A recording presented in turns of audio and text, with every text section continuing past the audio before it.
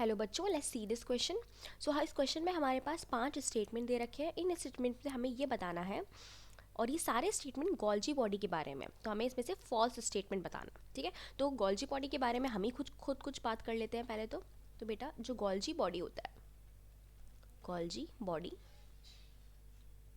ठीक है, basically Golgi helps helps in protein packaging. ठीक है, प्रोटीन को पैकेजिंग करवाता है और उसका एक्सपोर्ट करता है। ठीक है, तो एक तरीके से पैकर्स एंड मूवर की तरह काम करता है, ये पैकिंग करता है और इसे जहाँ पे भी प्रोटीन की ज़रूरत होती है वहाँ पहुँचाता है। ठीक है, और अगर मैं इसके अल्ट्रा स्ट्रक्चर की बात करूँ तो बेटा, जो हमारा गोल्जी बॉडी होता है ये न्यूक्लियस के पास पाया जाता है।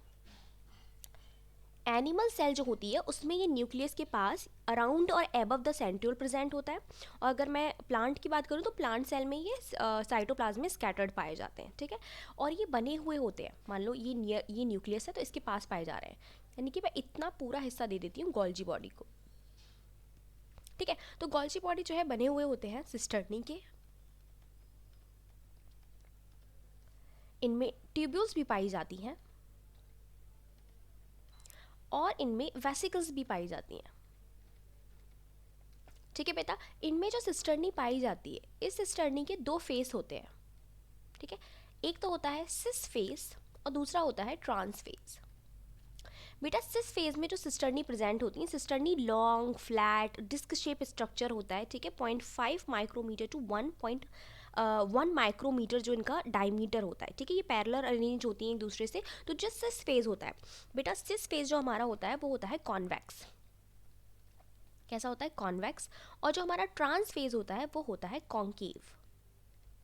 ना what is convex and concave? तो कॉन्वेक्स बेटा उसको बोलते हैं जिसमें कुछ इस तरीके का स्ट्रक्चर पाया जाता है, यानी कि दोनों साइड जो होंगी, दोनों की जो कर्व होगा जो बाहर की तरफ निकला हुआ होगा। अगर मैं कॉन्केव की बात करूं तो कॉन्केव हमारा कुछ इस तरीके से होता है। ठीक है, ऐसा स्ट्रक्चर होगा, यानी कि जो हमारी कर्व्स होते हैं वो अंदर की तरफ होते हैं। ठीक है, इनमें देखो कर्व्स जो है वो अंदर की तरफ है, और आप इसको देख के पता लगा ही सकते हो जो कर्व्स हैं वो बाहर की तरफ निकले हुए हैं। तो ये शेप पाया जाता है कुछ। सिस फेज जो होता है वो प्रेजेंट होता है नियर द न्यूक्लियस, यानी कि इसमें जो भी पाई जा रही होंगी ये नियर द न्यूक्लियस प्रेजेंट होंगी, और इन्हीं से ही इंटरकनेक्ट होकर हमारी क्या निकली हुई होगी बेटा? ये हमारी निकली हुई है ट्रांस फेज।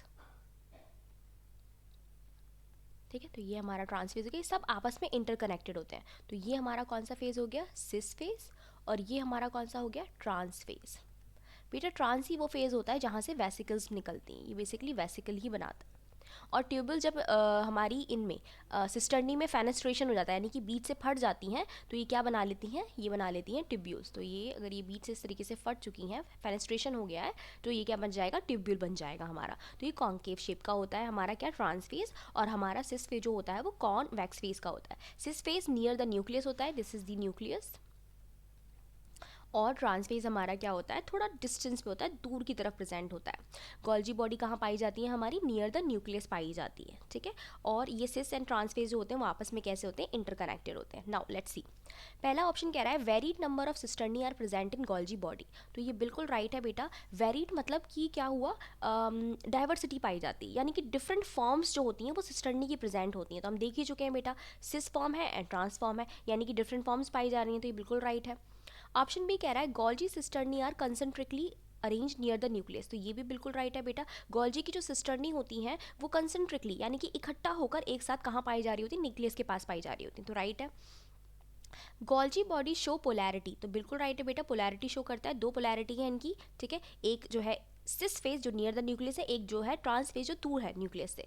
तो कह रहे हैं cis proximal forming concave. No no no no, यहाँ पे गड़बड़ हो गई। अब सिस जो है वो कॉन्वेक्स है, कॉन्केव नहीं है। Near end face near nucleus and distal convex trans maturation face. No no no, convex नहीं है वो कॉन्केव है। ठीक है, तो ये हमारा ऑप्शन जो है गलत हो जाएगा।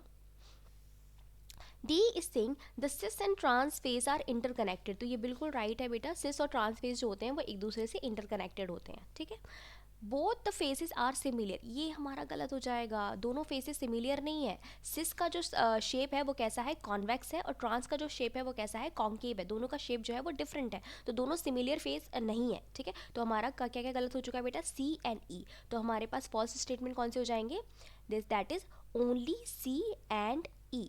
तो A is the right answer. I hope आपको समझ में आया होगा। Best of luck.